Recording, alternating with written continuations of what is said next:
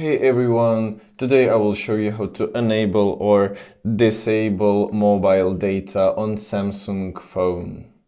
So here are two methods. Let's get started. So the first method, a very quick one and easy.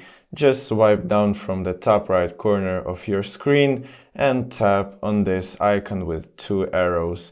And when this icon is white, this means that mobile data is enabled. So the second method is via settings. Just go into the settings and then into connections. Here you should find data usage, and here you can turn on the mobile data.